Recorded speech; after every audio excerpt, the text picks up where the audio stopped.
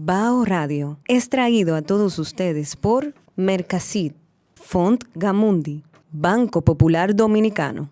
Sonrisa tu pelo y la mirada mosca siente luna enrarecer en el camino Dios, de una noche labios tuyos, sobre mi otoño alcoba donde llueve calma, silencio fuego al tiempo gemido, cayendo al vientre siempre antes después, de ser no decirlo, aliento, aliento, aliento otro, nado del pecado ángel que ahora somos. Este es el poema que más me gusta de este libro que acaba de salir no, ¿verdad? Ya tiene unos mesecitos. Sí, unos mesecitos, pero en un libro de poesía eso no es nada. Sí. ¿Eh? Sí, podría decirse así, podríamos verlo así. El autor es Víctor de Olio, quien está hoy con nosotros. ¿Cómo estás, Víctor? Bueno, Rubén, ¿qué te digo? Yo me siento Víctor muy bien. Andrés de Olio, ¿eh? Víctor Andrés. Sí, ya estábamos hablando de eso aquí. Sí. No, Rubén, yo me siento bastante bien. Principalmente por estar aquí compartiendo contigo esta gran oportunidad de venir a tu espacio, a hablar de poesía, hablar del sastre de las mariposas y un tema que quizás retomemos de una conversación que el destino quiso que se extraviara por ahí. Sí, así es. Lo que sucedió fue que Víctor vino y misteriosamente, como ha sucedido en muy pocas ocasiones, ¿verdad, Manny? Pero ha sucedido, el archivo se corrompió. Entonces él está aquí hoy por segunda vez desde la Romana, porque Víctor es realeza romanense. Sí, ¿verdad? Así que hay que decirlo. Con raíces sureñas, porque ese de Olio todo el mundo era eso, el sur. Exacto. Entonces, pero Víctor es un escritor, es un autor muy íntegro de poesía, por lo que he leído, por la poca experiencia que tengo con su literatura. Pero Víctor también tiene cuentos con los cuales ha ganado premios y es licenciado en matemáticas, con lo cual él atiende a un legado, por decirlo así, sabatiano. Sí. Sí, porque los escritores no están exentos de las ciencias exactas. No. La matemática es una ciencia exacta. Sí. Estos días en Facebook yo contradije a un señor que aparentemente era muy sabiondo, que dijo que las matemáticas no son ciencia exacta. A mí eso me rechinó. Lo son. Lo que pasa, a veces puede caerse en metáforas que pasan más bien al lenguaje coloquial. Porque hay gente que te dice que no siempre la multiplicación de la parte, el producto, qué sé yo qué. Bueno, matemáticamente siempre es así. O sea, el orden de los factores no altera el producto. Te dicen de que no siempre el orden de los factores altera el producto. Matemáticamente, el orden de los factores jamás alterará el producto. Exacto. O sea, eso es muy matemático. Lo que pasa es que hay gente que viene con metáforas y lo lleva al lenguaje coloquial y puede entenderse como que no. Entonces llevan eso a una interpretación matemática de que entonces las matemáticas no son exactas, pero sí. La matemática en sus postulados, eso es así, eso es exacto. Exacto. Bien, entonces nosotros nos vamos ahora a unos mensajes de nuestros auspiciadores y luego volvemos con más de Víctor Andrés de Olio en esta Yola Borracha. ¿Ok? Quédense ahí. Disfruta el sabor de siempre con harina de maíz mazorca y dale. La vuelta al plato. Cocina arepa, también empanada. Juega con tus hijos, ríe con tus panas. Disfruta en familia, una cocinada. En tu mesa, la silla nunca tan contada. Disfruta el sabor de siempre con harina de maíz mazorca y dale. La vuelta al plato. Siempre felices, siempre contento. Dale la vuelta a todo momento. Cocina algo rico, algún invento. Este es tu día, yo lo que siento. Tu harina de maíz mazorca de siempre, ahora con nueva imagen.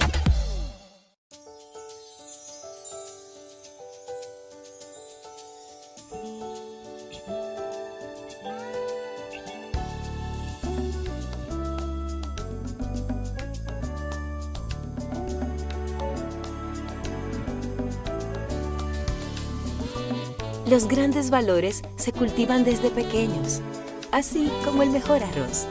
Arroz La Garza, definitivamente el mejor arroz dominicano. Agua Evian.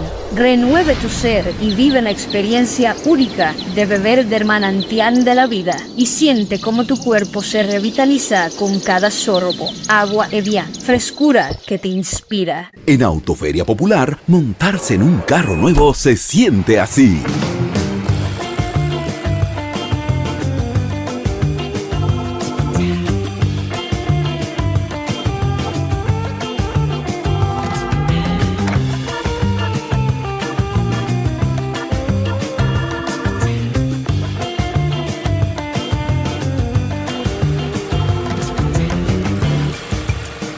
La emoción de un carro nuevo no hay que entenderla, hay que vivirla.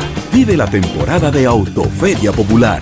25 años encendiendo nuevas emociones contigo. Popular, a tu lado siempre.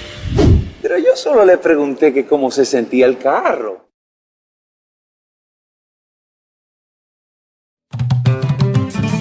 Bao, bao, bao. Te traigo poesía, te traigo sabor, flor de caña dulce, jugo de limón. Oh. Bao, bao, bao, bao. Bao Radio. Bien, estamos en Bao, en La Yola Borracha, con Víctor Andrés de Olio. Víctor, cuéntame de tu introducción a la literatura. ¿Cómo fue? Bien, yo creo que No hay dos introducciones iguales. No, definitivamente. Sí. Lo que sí podría decir quizá en mi vida es lo que hay dos etapas, dos momentos. Ajá. Cuando yo empiezo a escribir, lo primero disparate, los primeros versos fue porque me enamoré, tenía algunos 13 años. Sí. Uno nunca debe escribir porque se enamora. Bueno, en ese momento yo escribí por eso. Sí. Porque me enamoré. Eso a Sara. Llegué a un barrio que era nuevo, Sí. unos apartamentos que daba el gobierno de Hipólito Mejía en aquel tiempo. Ya tú sabes, nosotros llegando ahí, al frente había una muchacha de la que Sí, quedé sí, prendido de una sí. vez. Y bueno, Te aficiaste. me aficí, le escribí 2 cuadernos de poesía de un foie. A los 3 meses la relación se fue al carajo. Claro, claro, como debe de ser. Se fue al carajo. Eso por palomo me ese es el botaron, alimento de un Sí, por palomo me votaron. Imagínate tú, escribiendo muchachos en poemas. plena adolescencia, que escribiendo poemas y vaina. Sí. Y nada, ella me dejó. ¿Y cómo se fue. llamaba esa muchacha? No, vamos a reservarnos el nombre. ¿Cuándo? Vamos a reservarnos el nombre. Porque no Ay, haya Dios problema. mío. Pero puede haber problema, en serio. sí, puede haber problema. Por unos poemas que tú le escribiste. Oye, y mi papá botó ese cuaderno, incluso sin querer después. Ajá. El caso es que ella se fue y me dejó la poesía y ya después, con el transcurso del tiempo, yo leyendo, seguí escribiendo vaina, hasta que ya a las alturas del 2018, ya un poquito más adulto, cuando fundo junto a algunos jóvenes escritores de La Romana, Joel, Jonás, Ámbar Rodríguez, Sí. el Círculo de Escritores Escalera de Papel, entonces ya lo asumo con más compromiso la poesía, porque ya el narrativo empezaba a tener compromiso con ella, pero la poesía es en ese momento que la asumo con ese gran compromiso y quedé inevitablemente prendido de ella. Ok. Entonces, ¿cómo tú has evolucionado? ¿Tú has seguido cultivando la narrativa? Sí, claro. Yo, como tú puntualizabas, tengo un libro de cuentos, Conejos y Bastones, que ganó Premio de Cuento Joven Pedro Peix en el 2021, auspiciado por el Ministerio de Cultura. Gané segundo lugar en el 2022 en el Premio de Cuento Casa de Teatro con mi cuento La Breve Resurrección. Y actualmente se está evaluando un segundo libro de cuentos que ya está en manos de las personas que lo van a publicar posiblemente el año que viene, y también viene una segunda edición de Conejos y Bastones, y ahora mismo estoy trabajando en mi primera novela. Ok, coño, qué bien. Está activo. Sí, no, es que este oficio es como el del padre. Ajá. Esto ya... Explícame. No, como los padres, Eso de que... un sacerdocio. ¿Tú como un dices? sacerdocio. Yo entendí que era como... Sí, yo te... No, como un sacerdocio. Sí, tú ves que era un padre, como un padre. Pero... Como un sacerdote. Sí. Sí, claro, es buena la aclaración. Como uno se vuelve una especie de sacerdote y la disciplina que conlleva y el sacrificio que implica convertirse, o por lo menos en la teoría, ¿no? Sí. Convertirse en un sacerdote. Así esto es cuando la literatura te elige, porque uno no lo elige. El que elige ser escritor, normalmente entiendo yo, no es un autor, no es un escritor. O sea, puede ser autor, pero no escritor.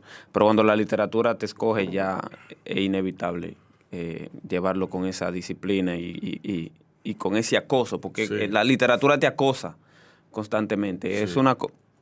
Es una cuestión que no importa en lo que tú entretenido, en lo que tú estés ocupado, ella cuando llega te desbarata, te traya para que tú le pongas asunto. Obviamente cuando tú le pones disciplina ya cobra un mayor carácter, pero si tú vas a ser escritor, es la literatura la que te escoge.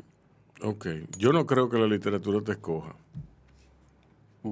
Si la literatura no tiene personalidad, no es una persona. No, es una manera metafórica de decir que uno tiene ese bicho dentro de uno y que te aborda como eso que en psicología le llaman pensamientos invasivos.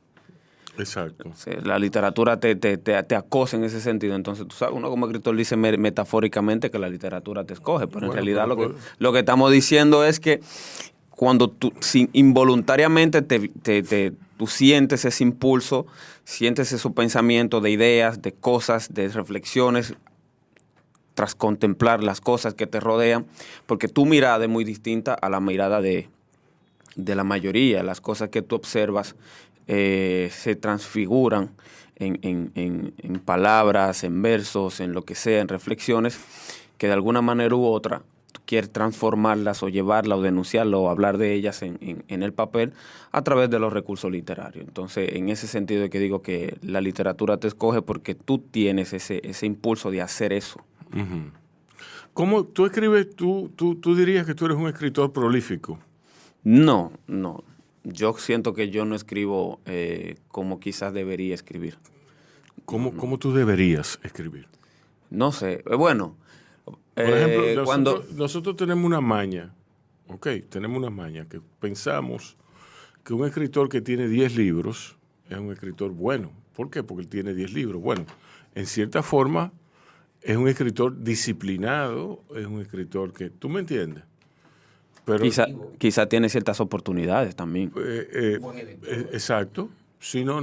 Hay una combinación de cosas para que eso se dé. Sí, pero quizá tiene una situación privilegiada. Eso a eso que me refiero. Tiene ciertas oportunidades que el resto de los mortales no tenemos. Exacto. Porque tenemos que salir a buscar el pan de cada día. Cuando tú tienes que trabajar en contabilidad todos los días, y de esos días, 5 tienes que dedicárselo al cierre contable. Y del año tú tienes que dedicarle un año entero, un periodo del año, no sé cuántos serán, si un mes, si 15 días, a los impuestos. Ahí se pone difícil la cosa, y es que los huevos se ponen a peso. Sí. El afán del día a día. Exacto. Mientras, inclusive, si tú tienes un trabajo académico, léase trabajar en una universidad, dando clases, eso interrumpe de manera decisiva tu literatura. Claro. No es que la complementa, no es que la complementa, es que lo interrumpe. O sea, el que se quiere dedicar a escribir tiene que hacer el tiempo. Si tú estás inmerso en la dinámica laboral, tienes que hacer un esfuerzo enorme para construir tu espacio, para construir tu tiempo y ser bastante disciplinado en ese sentido. Sí. Si no es así, entonces te toca estar en uno de los dos extremos, o ser muy privilegiado en el sentido de estar tan acomodado que ya no necesites esas 8 horas laborales, muchas veces, la mayoría de las veces más de 8, para subsistir, entonces ya tienen más tiempo libre para escribir o vivir en la extrema miseria. Exacto. Porque los únicos que tienen tiempo de sobra son los que viven en esos dos extremos. Los que están en el medio no tienen tanto tiempo de sobra. Exacto. Claro, porque el que no trabaja, el que está en la miseria, ¿qué es lo que? Nada. Exacto. Nada que hacer, que no tiene nada. Entonces el que tiene mucho, que está holgadamente, que puede decir, es más, yo voy a durar 3 días sin pasar por ahí. Y no todo lo que tienen mucho, ¿eh? No Porque todo. el rico trabaja mucho. Sí, pero muchas veces tiene más Tiene opciones más para opciones. flexibilizarse. Sí. O sea, él puede poner y puede disponer de su tiempo para flexibilizarse dependiendo, claro, en la condición en la que se encuentre, pero definitivamente yo pienso que las personas que tienen todo ese tiempo libre son los que están en los dos extremos. Incluso, recuerdo que Cortázar y algunos escritores siempre hablaban de que ellos, incluso Ángel Hernández, recientemente lo escuché hablando de eso, ellos buscaban trabajos que aunque pagaran poco, tuvieran tiempo suficiente al día para escribir. El trabajo que duraran 4 o 5 horas, que quizás pagaban un poquito, pero ellos lo que aspiraban era, bueno, trabajo de 8 a 12, de 8 a 2 de la tarde, pero ya tengo el resto del día para dedicarme a lo mío. Por eso hay tanta emergencia de los autores, de autores de libros. Cuando me refiero a autores es para englobarlo de alguna manera. Porque no todo el mundo es escritor. Sí, claro. Escritor es como, ¿verdad? Ni todo el mundo es poeta, ni todo el mundo es novelista, ni todo el mundo es narrador. ¿Tú me entiendes? Entonces, el que es autor de libros regularmente buscaba el trabajo del Estado. Por una razón muy sencilla. Todavía se sigue haciendo, en cierto modo. Sí, es así. Es así. Y bueno, el muy manoseado gestor cultural. De ahí es que nace esa figura. Porque tú, no, yo soy gestor cultural, ya eso te excusa. Sí. Ay, Dios mío. Sí, yo no quiero es que es duro. Mira, entonces, en ese confín del que no hace nada, del que no hace nada también. Del que no hace nada y tiene poco, y del que no hace nada y tiene mucho. ¿Dónde tú te encuentras? ¿En qué tú trabajas? ¿Cómo tú repartes tu tiempo? ¿Cómo tú escribes? Lo primero es que actualmente yo estoy trabajando en el negocio familiar. Estoy ayudando a mi padre ahí. Pertenezco a esa clase que anda buscando el trabajo del Estado y no lo ha logrado todavía, así que actualmente estoy colaborando en el negocio familiar. No, bueno, hacer en cierto modo propietario, dueño, si puedo flexibilizar de alguna manera el tiempo, aunque es un poco agotador. Y bueno, mi dinámica para escribir es diferente, tanto si es poesía como si es narrativa. Me imagino que sí. Para narrativa yo sí puedo organizar el tiempo, escoger la hora, tener apuntes ahí, decir, bueno, de tal hora a tal hora me siento a escribir este cuento, a escribir este capítulo, etcétera.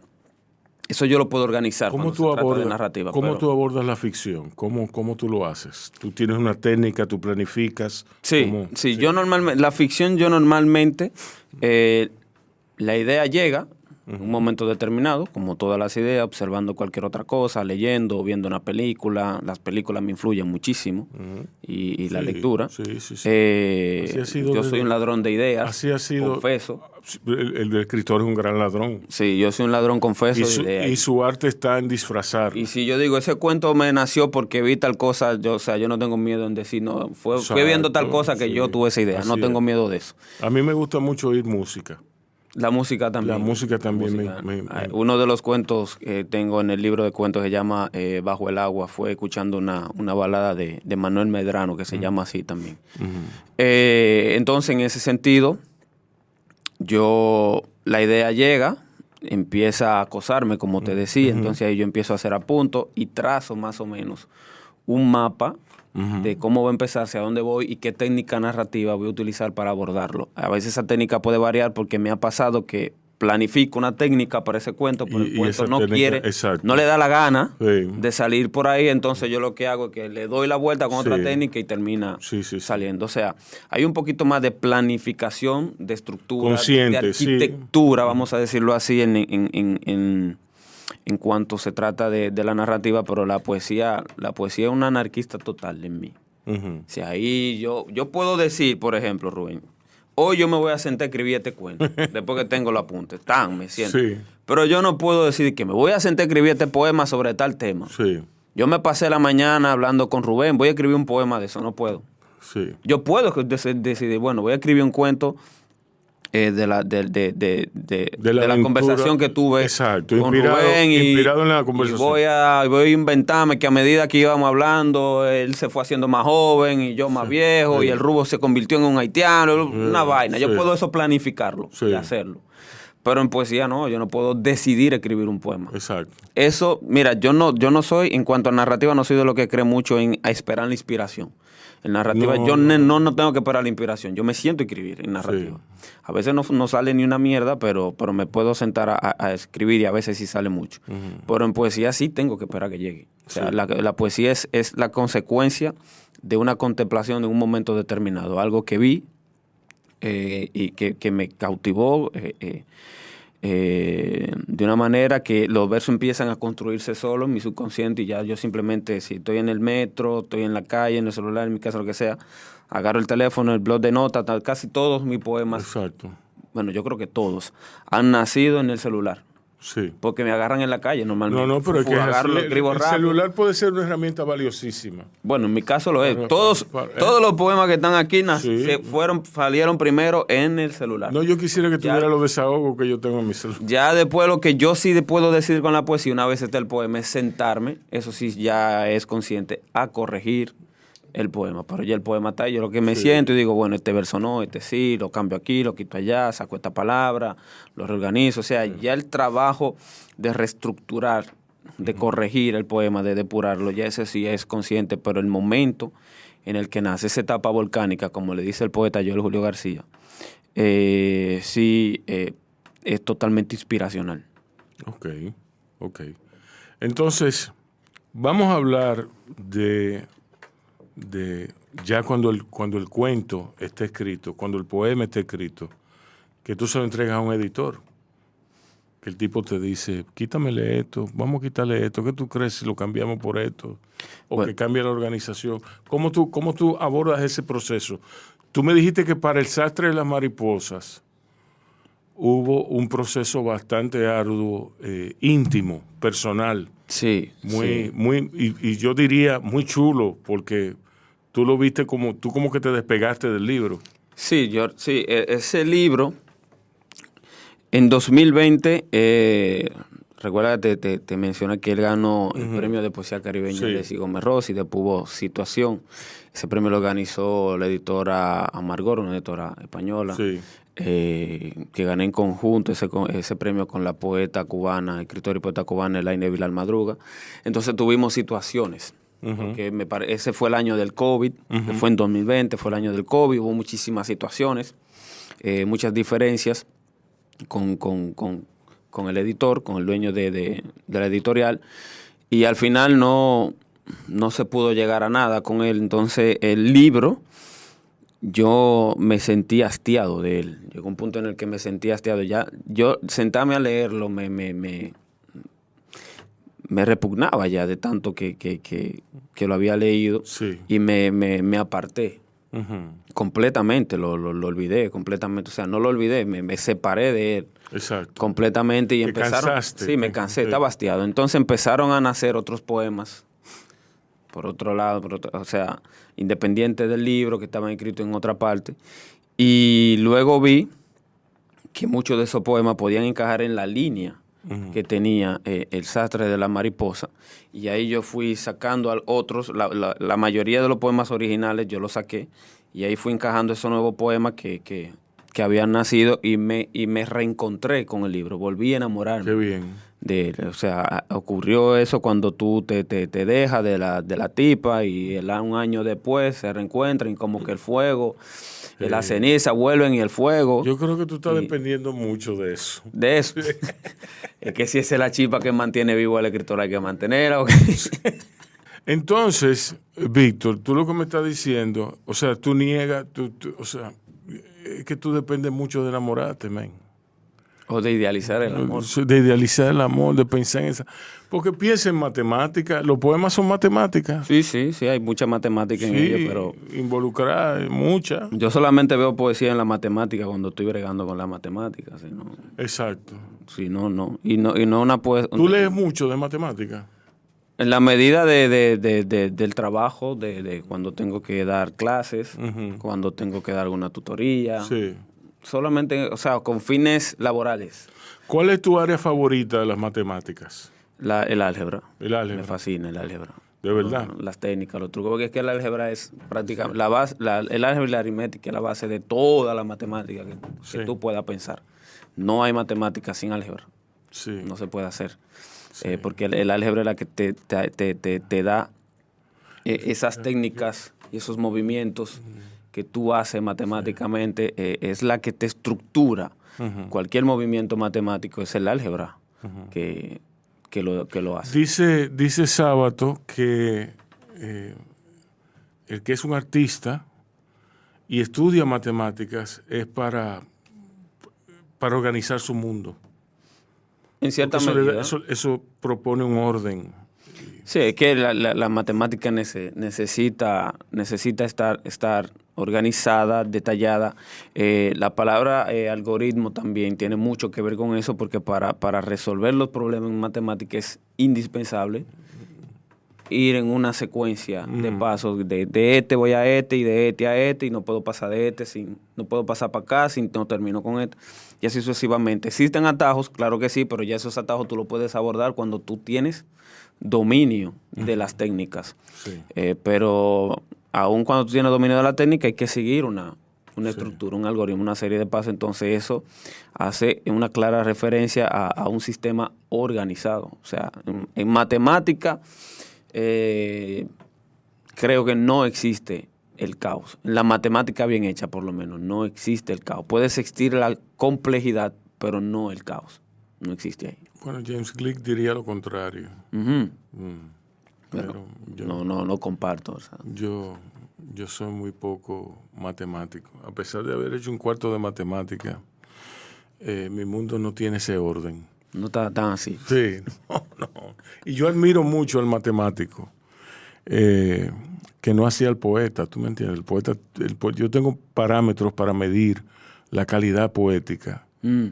Sí, porque yo soy muy exigente. Hay que hacerlo. Sí, hay que serlo. Y más si tú eres un autor de poesía. No se puede estar perdiendo el tiempo leyendo vaina aquí. Eso, ya lo sabe. Uno no va a poder leer todo lo que quiere, para encima perder el tiempo leyendo vaina que no. Sí, así es. Que uno entiende que no valen la pena. Mira, Víctor, ¿qué hay en el futuro? ¿Cuáles cuentos? ¿Cómo se llama el libro? Y en poesía, ¿cómo se llama el libro? Si tienes un título, algo que nos puedas decir. Bueno, en el futuro próximo, el libro que pienso que salga el próximo año, o si no el otro, se llama Así juegan los villanos. Compendio de cuentos creo que son 11 cuentos que tiene ese próximo libro, ese segundo libro de cuentos. Y en poesía también estoy trabajando. El libro está completo, lo que te decía ahorita, sentado, corrigiendo. Ahora mismo tengo una etapa de reposo, pues lo tengo de lado, porque estoy en la novela, porque yo hago esa alternación entre una cosa y otra. Si estoy en el libro de poesía, la narrativa está, porque la narrativa tengo una etapa de reposo. Cuando le toca el libro de poesía, su etapa de reposo, entonces yo paso a la narrativa y así voy alternando. Entonces, el libro de poemas que está en su etapa de reposo se titula, por ahora, El mar vuelve en verano. Y bueno, ese todavía tiene un futuro un poco incierto, en el sentido de que no está dialogado con nadie para su publicación, pero ya yo no me desespero en ese tipo de cosas. Yo no vivo con esa ansia, con esa fiebre. Al contrario, algunos colegas, algunos amigos, que yo lo veo como con esa hambre, esa desesperación, y digo, güey, cógelo suave, viejo, espérate, que el mundo no va a empezar cuando tú publiques, ni se va a acabar mañana tampoco. Bueno, para el mundo de ellos sí, ten cuidado. Lo que pasa es que dependiendo, porque hay gente que toma, no, espérate, Rubén, que hay gente, y si son mis amigos, yo trato de evitar en la medida de mi posibilidad que caigan en eso, cometen errores. Sí, pero Cuando me salen hay gente que hay me que salen- dejarlo que cometan su error, ¿tú me entiendes? Es que se frustran. Bueno, es como Bueno. yo te Exacto. aconsejo. Sí, yo tú te lo tomas aconsejo, si tú pero quieres. Yo exacto. tampoco no que. Pues yo te doy un consejo. Mira, yo entiendo que tú no deberías hacerlo así. Porque hay gente que habla de agarrar la vaina y coger para la UAS y tú supiste, ¿verdad? Entonces, gente, espérate, manito. A Juan Rulfo, Bájale a dos. Juan Rulfo le preguntaron una vez que por qué no publicaba más, que tú sabes que Juan Rulfo tiene 2 libros, 2 libros, o 3. Son. Bueno, eso depende de cómo se vea. Podrían ser 3 porque El Gallo de Oro. Sí, exacto. Todavía no se ponen de acuerdo si es un cuento largo o es una novela corta. Sea lo que sea. Pero podríamos decir 3 porque El Gallo de Oro es individual. Exacto. No lo ponen en El Llano en Llamas. Exacto. Es solo. Entonces podrían decir que son 3. Pedro Páramo, ya sí, son 3. Entonces ahora editaron un libro de las fotografías de Juan Rulfo.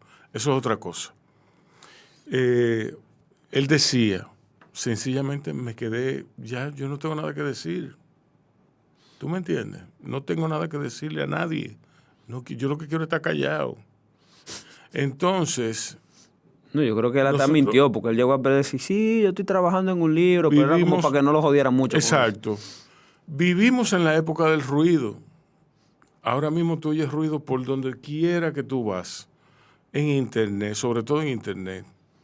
¿Tú me entiendes? O sea, hay una cantidad ensordecedora de ruido. Y no tener nada que decir hoy por hoy, donde todo el mundo tiene cosas que decir. O piensa que tiene cosas que decir. Es una blasfemia. Entonces, es mentira eso de que hay que publicar. No, no hay que publicar. Hay que publicar algo de peso. Ese trabajo con la obra es más importante que andar detrás de la publicación. Exacto. La publicación es importante, no vamos a decir que sí.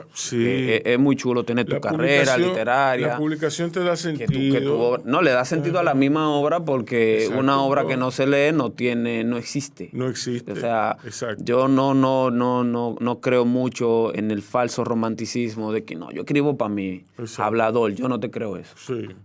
Olvídate que o yo escribo para mí. O lo que tú escribes no sirve. Exacto. O lo que tú escribes, o tú no escribes nada. O tú no escribes nada. Porque, como decía Joan Margarit, la literatura se justifica en los ojos de los lectores. Exacto, sí. O sea, el lector es que le da justificación a esa literatura. Decía F. Scott Fitzgerald que la publicación le da término. Sí, claro. Es lo que termina. Claro, es que esa es la etapa final.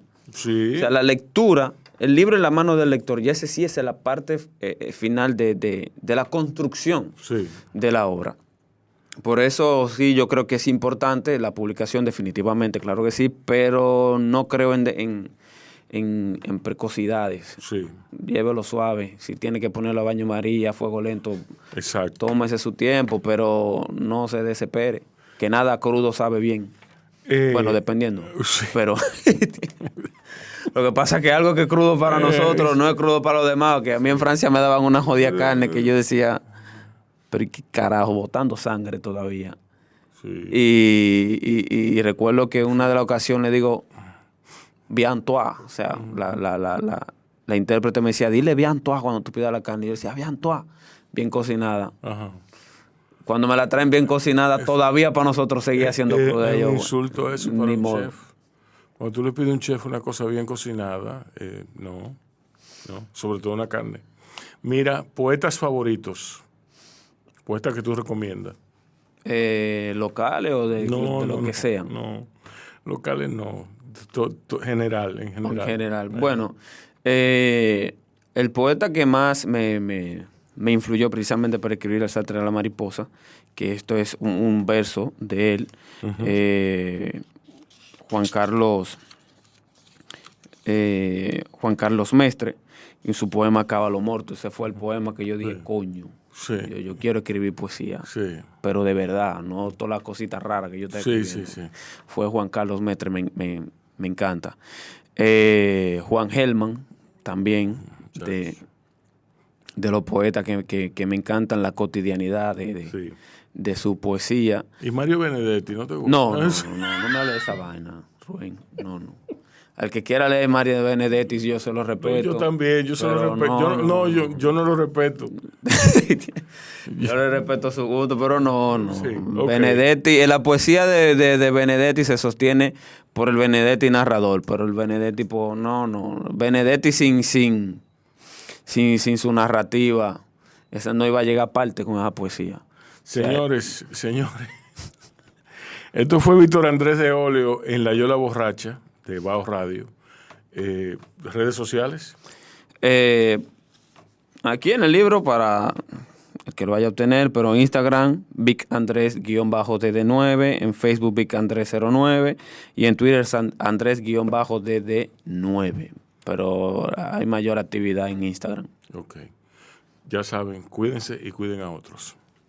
Bao Radio es traído a todos ustedes por Mercasit, Font Gamundi, Banco Popular Dominicano. Leandra 1, mi lápiz.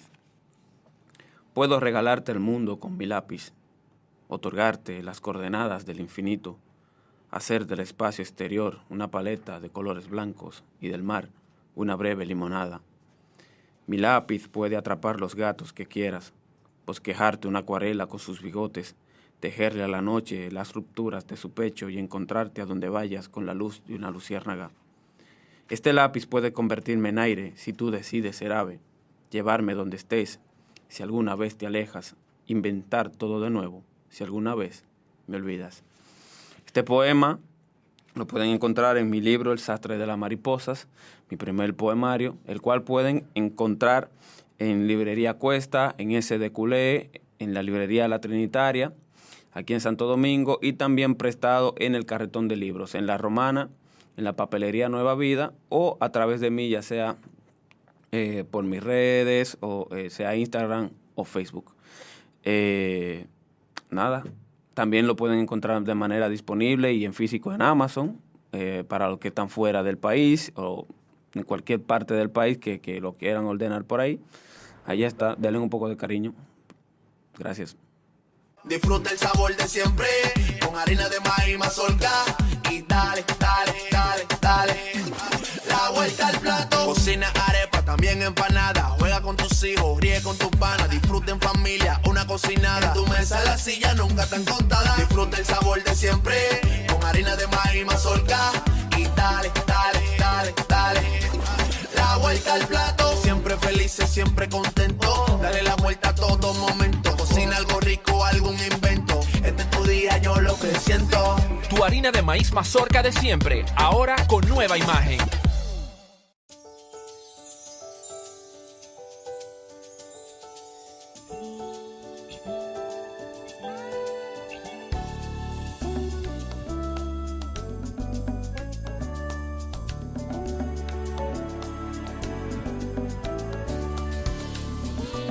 Los grandes valores se cultivan desde pequeños, así como el mejor arroz. Arroz La Garza, definitivamente el mejor arroz dominicano. Agua Evian.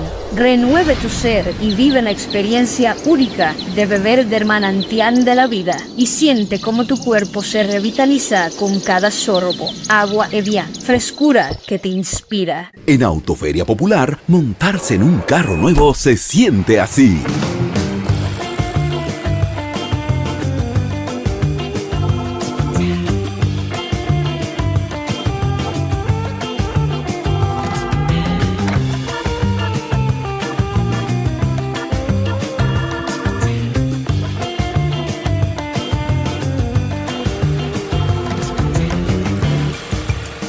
La emoción de un carro nuevo no hay que entenderla, hay que vivirla.